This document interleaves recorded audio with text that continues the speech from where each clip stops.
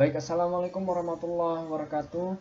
Di sini saya akan mempresentasikan hasil kerja kelompok kami, yaitu observasi di sekolah tentang model pembelajaran inquiry. Observasi ini saya lakukan di SMKN 1 Kuripan. Baik, sebelum itu perkenalkan dulu, nama saya Satria Jaya, NIM 19051010, Prodi Pendidikan Biologi semester 3 Universitas Pendidikan Mandalika Mataram. Baik, di sini saya akan menjelaskan pengertian atau definisi dari model pembelajaran inquiry. Jadi, metode pembelajaran inquiry merupakan suatu bagian inti dalam kegiatan pembelajaran, yang dimana di dalam inquiry ini pengetahuan dan kemampuan yang diperoleh oleh siswa bukan semata-mata hanya dari buku saja, namun siswa mampu dalam menemukan jati dirinya sendiri. Sebagai pembelajaran yang mempersiapkan situasi lagi bagi anak untuk melakukan eksperimen sendiri, dalam artian luas ingin melihat apa yang terjadi, melakukan sesuatu dan mencari jawaban atas pertanyaannya sendiri, serta membandingkan hasil penemuannya sendiri dengan penemuan orang lain. Pembelajaran berbasis inquiry mencakup proses mengajukan permasalahan, memperoleh informasi, berpikir kreatif tentang kemungkinan penyelesaian masalah, membuat keputusan, dan membuat kesimpulan. Itu saja dari saya, kurang lebih. Yang selanjutnya akan dijelaskan oleh teman saya sendiri. Assalamualaikum warahmatullahi wabarakatuh. Bismillahirrahmanirrahim. Assalamualaikum warahmatullahi wabarakatuh. Saya Ilham Hamidi, NIM 19051002. Di sini saya akan melanjutkan presentasi dari teman saya yang sebelumnya, yaitu tahapan yang selanjutnya, yaitu tahapan persiapan. Tahapan persiapan adalah suatu tahap dalam sebuah penelitian, disebut juga analisis kebutuhan. Apa saja yang dibutuhkan dalam observasi pembelajaran di kelas? Langkah pertama dalam tahap ini adalah menganalisis atau observasi kegiatan pembelajaran menggunakan metode pembelajaran inquiry seperti apa. Melakukan wawancara dengan guru biologi dan observasi pembelajaran inquiry yang berjalan di sekolah tersebut seperti apa. Dari hasil wawancara yang telah kami dapatkan dari guru biologi, dalam proses pembelajaran tidak hanya menggunakan metode inquiry, akan tetapi ada pula metode-metode lain yang digunakan oleh pihak guru, yang dimana dalam setiap metode pembelajaran harus adanya suatu RPP atau mencangkup semua materi. Sekian presentasi dari saya. Assalamualaikum warahmatullahi wabarakatuh. Baik, di sini saya akan melanjutkan pada bagian tahapan penerapan. Dalam tahapan penerapan ini, sesuai dengan apa yang telah kami dapatkan dari hasil observasi yang telah kami lakukan yang bertempat di SMKN 1 Kuripan. Dalam penerapan ini, metode yang digunakan adalah metode SCL yang bertujuan agar siswanya mampu dalam belajar mandiri, yang dimana bukan hanya sekedar guru saja yang lebih aktif dalam berbicara, sedangkan siswanya hanya diam dan mendengarkan apa yang disampaikan oleh guru tersebut. Namun di sini siswa dituntut lebih aktif dibandingkan dengan gurunya, sesuai dengan kurikulum yang digunakan pada masa sekarang ini. Dalam proses pembelajaran ini, guru juga menerapkan pembelajaran saintifik. Namun pada masa sekarang ini sistemnya tidak berjalan karena siswanya cenderung tidak terlalu aktif. Assalamualaikum warahmatullahi wabarakatuh. Perkenalkan, nama saya Devi Apriani, NIM 19051034. Di sini saya akan mempresentasikan hasil observasi saya, yaitu dampak penerapan. Dampak-dampak yang dirasakan saat menggunakan media pembelajaran saintifik, yang dimana siswanya ada yang terlalu aktif, bahkan ada yang tidak aktif, yang lainnya mendengarkan apa yang disampaikan oleh gurunya saja. Sehingga dengan adanya pembelajaran saintifik ini, siswa lebih berusaha dan perubahan yang didapatkan dari siswa tersebut juga semakin membaik. Namun ketika ada siswa yang tidak mengikuti sesuai dengan pembelajarannya, maka siswa akan mendapatkan nilai yang kurang. Dengan adanya saintifik ini juga, ketika siswa diminta untuk mempresentasikan sesuatu di depan siswa, akan belajar dalam berbicara, dan ini akan membantu siswa dalam keterampilan. Sekian dari presentasi saya. Wassalamualaikum warahmatullahi wabarakatuh. Assalamualaikum warahmatullahi wabarakatuh. Saya akan melanjutkan presentasi pada bagian hambatan. Dalam hal ini, hambatan yang dialami oleh guru ketika penyusunan perangkat pembelajaran ialah sebagai berikut. Yang pertama, alokasi waktu. Yang kedua, ketersediaannya. Yang ketiga, praktikumnya.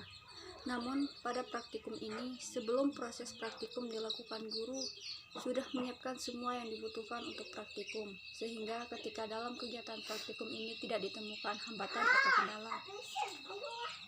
Jadi, kesimpulan berdasarkan analisis data yang telah kami dapatkan melalui observasi langsung mengenai metode pembelajaran inquiry dapat disimpulkan bahwa masih banyaknya siswa yang belum terlalu memahami tentang metode pembelajaran jika menggunakan media pembelajaran saintifik, sehingga guru lebih banyak menyampaikan materi di kelas dan terkadang melakukan observasi langsung di lingkungan sekolah dan lebih kepada praktikum langsung. Dengan adanya media pembelajaran inquiry ini sesuai dengan kurikulum yang sekarang, seharusnya siswa dituntut lebih aktif dibandingkan dengan gurunya. Namun di sini kebanyakan gurunya yang lebih aktif dalam menyampaikan dan siswanya hanya mendengarkan apa yang disampaikan oleh gurunya saja. Sekian presentasi dari kami, kurang lebihnya mohon maaf. Wabillahi taufik wal hidayah. Wassalamualaikum warahmatullahi wabarakatuh.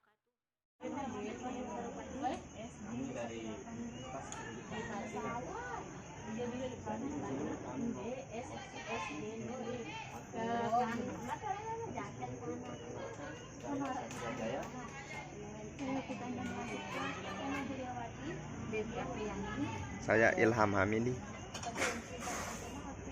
Kita ke pertanyaan yang pertama, Bu. Dalam membuat atau mengembangkan RPP, apa saja yang harus dipersiapkan? Dalam pembuatan RPP itu sudah pasti yang kita siapkan adalah bahan ajar, apa saja materi yang harus kita harus kita lakukan, yang akan kita sampaikan, terus alat apa yang akan kita gunakan, terus media model pembelajarannya seperti apa. Itu semua harus ada di di RPP. Kalau tidak ada yang materi atau bahan ajarnya, terus waktu, alokasi waktu dan lain-lain, terus model pembelajaran seperti apa. Jadi RPP itu patokannya apapun yang harus ada di RPP itu yang kita lakukan. Ya. Kalau tidak ada RPP tidak bisa kita kejar. Karena itu patokan kita. Kalau waktunya misalnya yang satu materi itu berapa kali pertemuan. Kalau tidak ada itu nanti kita kelolosan. Yang semester 1 apa saja, yang semester 2 apa saja.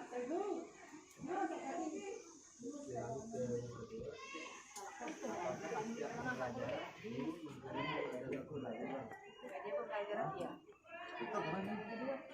Enggak. Tugas pokoknya iya. Media pembelajaran yang kita gunakan misalnya alat yang digunakan untuk praktikum kan harus medianya.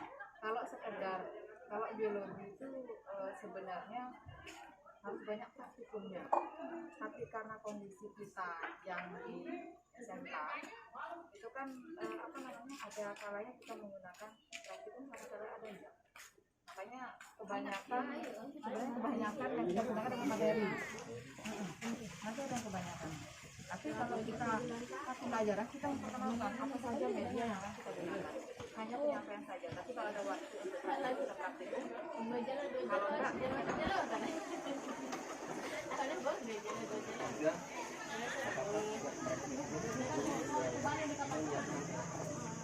ya, karena kalau tidak ada LKS susah kita ngomongnya karena sekian banyak. Jadi per kelompok nanti LKS-nya kita siapkan nanti biar mereka mandiri dengan LKS, mereka kerjakan sendiri, nggak kita kesana tinggal kita kontrol saja kalau tidak ada LKS. LKS umumnya misalnya judulnya apa, terus di situ bahannya apa, alatnya apa, terus langkah kerjanya, terus apa yang akan mereka lakukan itu ada isinya, sama kesimpulan dari hasil praktek. Apakah ini sudah menerapkan pendekatan SDR juga yang SDL atau SDL itu iya kita melakukan karena biar siswa kita itu tidak hanya gurunya saja yang ngecek, nanti mereka kan hanya nganak aja yang materi hanya terima dari kita, sedangkan mereka yang menuntut aparatur kurikulum sekarang harus mereka mandiri. Jadi kita terapkan itu mereka cari materi sendiri, terus dibahas dulu bersama, baru nanti kita gurunya yang menyempurnakan sambil menambah yang tidak ada di mereka, lebih aktif. Saat ini kondisinya begini karena memang kepala tipe saya itu saya tidak pernah memberikan harus dari saya materinya, tapi ini materi yang harus kalian cari, entah itu mungkin dari eksperimen mereka di luar, itu saya tidak membatasi. Jadi pengalaman mereka dulu seperti apa, bawa ke situ. Ini referensinya ini bagaimana gabung dari satu. Jadi mereka mandiri dulu, baru nanti saya bersama mereka. Yang itu kalau cara penerapan saya yang saya lakukan begitu saya masuk kelas itu saya kasih materi. Ini adalah materi arti. Silahkan dibuat kelompok atau dibahas di kelompok. Itu adalah dengan cara membantu mereka dulu dengan kelompoknya. Ya secara sesuai dengan pengalaman virus yang ada di tubuh. Baru nanti beberapa jam terakhir itu baru dibahas. Baru sesi yang terakhir baru saya yang menjelaskan kalau memang kurang saya tambahkan, tapi kalau pas kita simpulkan.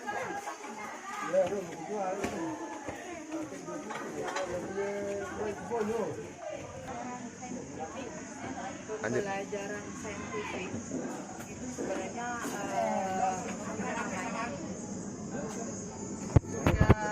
sudah beberapa kali saya terapkan, tapi tidak berjalan. Itu yang saintifik. Kalau yang saintifik itu kenapa? Karena kalau di 10 tahun itu kan memang karena beda sama sekarang gitu. Kalau di sini anaknya pokoknya nggak terlalu aktif kalau yang satu itu nggak bisa berjalan. Kalau yang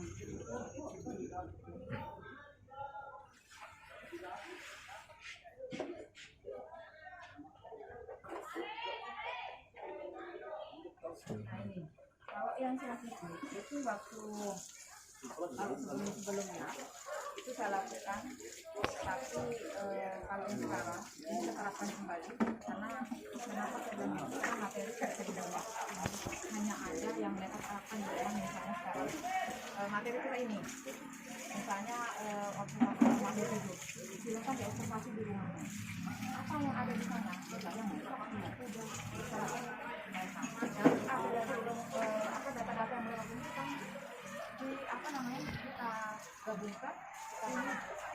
Tapi sekarang yang kita lakukan kalau siswa kita di luar kita main-main itu kendalanya saya kalau saya terapkan saya dan kalau saya ikutin mereka misalnya kemana mereka sebagi kelompok masing-masing kan tidak mungkin satu gerombolan jalan seenak maunya saja, tapi kalau berkelompok tidak mungkin saya akan kontrol. Jadi saya hanya silakan diobservasi kalian di rumahnya, baru nanti kita masuk bersama kalau sama kelompoknya mereka harus giat untuk melakukan observasi, baru data yang didapat baru kita bahas. Nggak bisa dilepas, apalagi di sini susah. Jadi kebanyakan sih di kelas kalau yang dulu. Ini yang dulu. Tapi kalau yang penerapan lainnya sudah kita coba. Tapi yang lain gurunya yang banyak ngocehnya daripada muridnya. Model pembelajaran apakah yang guru gunakan? Kalau komik tadi SPL saya gunakan, yang saya itu juga saya lakukan. Karena apa? Kalau saya menggunakan, kalau saya tidak menggunakan SPL, gurunya yang pintar sendiri, ya kan? Nanti yang muridnya yang mendengarkan antar masuk ke telinga sana, dia punya gimana? Jadi saya gunakan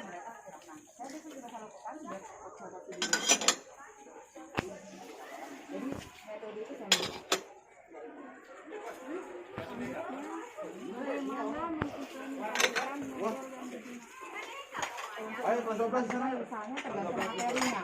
Kalau materinya membutuhkan observasi, saya gunakan saintifik. Tapi kalau materinya yang membahas tentang misalnya banyak hal yang ada di situ, misalnya materinya apa yang berkaitan dengan harus rembuk bersama, saya gunakan SPR. Apakah guru menggunakan media pembelajaran? Media pembelajaran iya. Kalau ada media pembelajaran bagaimana mau berjalan? Iya kan? Iya. Kalau tidak ada media pembelajaran. Iya. Susah nanti. Terus saya ingin bertanya, apakah ada dampak perubahan siswa ketika menggunakan pembelajaran saintifik? Saintifik ya perubahannya ada yang aktif sekali, yang enggak. Tapi mau nggak mau dengan seperti itu kan harus bekerja sama. Jadi dengan saintifik itu perubahannya ya lumayan lah. Jadi mereka mau berusaha, nanti apalagi kita gurunya kalau ada yang nggak mengikuti aturan atau nggak ikuti peraturan yang kita lakukan, ya itu berarti nilainya akan berkurang. Jadi mau nggak mau nanti pas mau hasil observasinya minggu ke depan untuk dipresentasikan, atau nanti mereka harus aktif semuanya untuk melakukan. Itu adalah beberapa kelebihannya. Jadi mereka lebih aktif lagi, mereka bisa menunjukkan kepercayaan dirinya yang hanya diam-diam menerima. Jadi itu perubahan-perubahan yang menurut saya yang dialami mereka. Terus Bu, bagaimana aktivitas siswa ketika pembelajaran menggunakan model-model pembelajaran yang interaktif? Sama aja Kayak yang tadi? Iya, sama saja. Yang interaktif misalnya yang aktif ya akan lagi, yang itu kan sama saja akan berdampak ke mereka. Bingung dia. Terus bagaimana motivasi siswa ketika guru menggunakan media pembelajaran? Antusiasnya ya apalagi berkaitan dengan observasi atau keluar ruangan itu luar biasa, karena lebih akan pikirannya kan saya main-main, saya ini, karena kalau yang biologi ini menurut saya biologi ini adalah ilmu yang tidak pasti. Ya kan? Ya benar. Jadi mau ngajar boleh-boleh saja, karena perubahan sesuai dengan perubahan lingkungan kan, tidak bisa mempatokkan ini akan begini, ini begini, tergantung kita nanam saja. Nanam tuh tanaman aja kalau cuacanya nggak bagus kan akan mati. Begitu juga nggak pasti kayak matematika.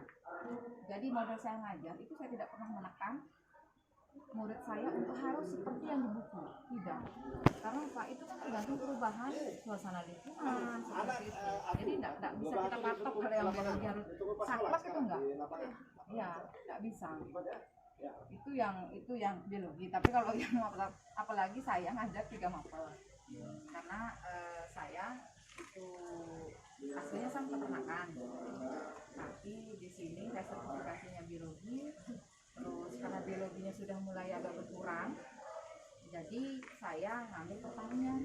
Jadi sekarang saya ngajar 3 mapel, istilahnya dua biologi dan pertanian. Pertanian itu 2 mapel. Jadi berkaitan antara biologi sama itu, makanya saya bilang bukan enggak pasti. Jadi agak bisa melenceng lah, tapi enggak di bukunya enggak harus harus saklek enggak. Ya. Apakah nilai akademik siswa meningkatkan ketika menggunakan model pembelajaran yang interaktif? Yang mana?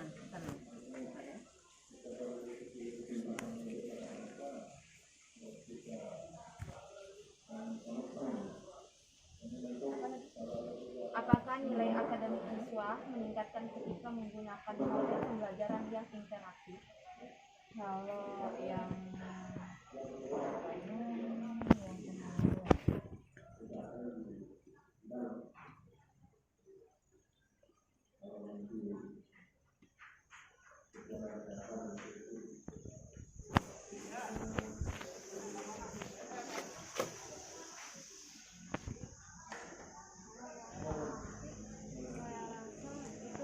akademiknya ya? Iya. Kalau nilai akademik untuk interaktif itu, karena saya tidak muncul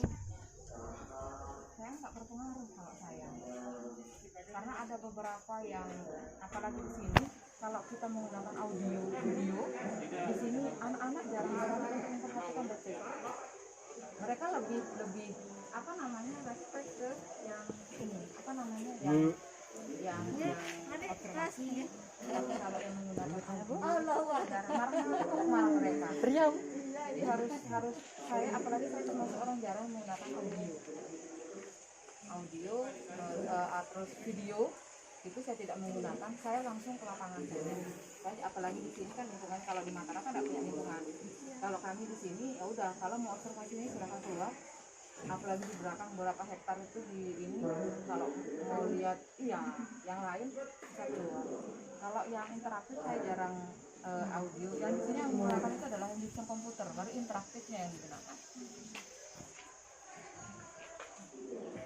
Apa saja yang menjadi kendala ketika menyiapkan perangkat pembelajaran? Yang menjadi kendala untuk menyiapkan perangkat itu adalah antara alokasi waktu, terus ketersediaannya, terus apakah praktikumnya.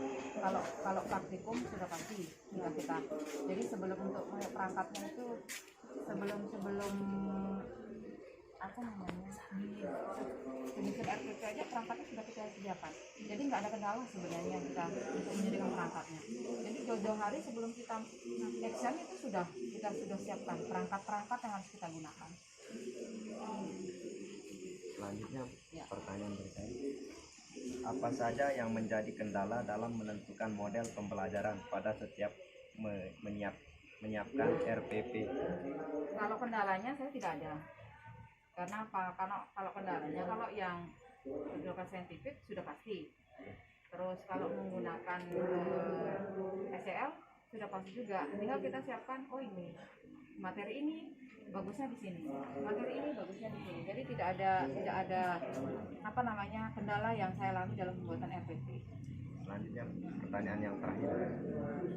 Apa kesulitan terbesar dalam mengimplementasikan perangkat pembelajaran?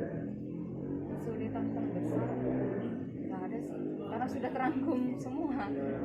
Jadi apalagi kita sudah bertahun-tahun ngajar misalnya, tidak ada kan itu aja yang kita tidak ada yang, kalau ada yang berbeda baru kita ini. Apalagi kurikulum 13 ini sangat-sangat melek semua pure ke siswa, harus dididik mandiri, harus dididik bekerja sama. Tapi kenyataannya seperti apa? Gurunya yang tetap ngoceh, mereka ya udah dilepas ya begitu. Jadi nggak ada kendala sih kalau mengimplementasikan, sama saja. Oke, itu saja berikan kurang dan lebihnya. Mohon maaf, tidak ada kesalahan. Wassalamualaikum warahmatullahi wabarakatuh. Waalaikumsalam warahmatullahi wabarakatuh. Minta foto.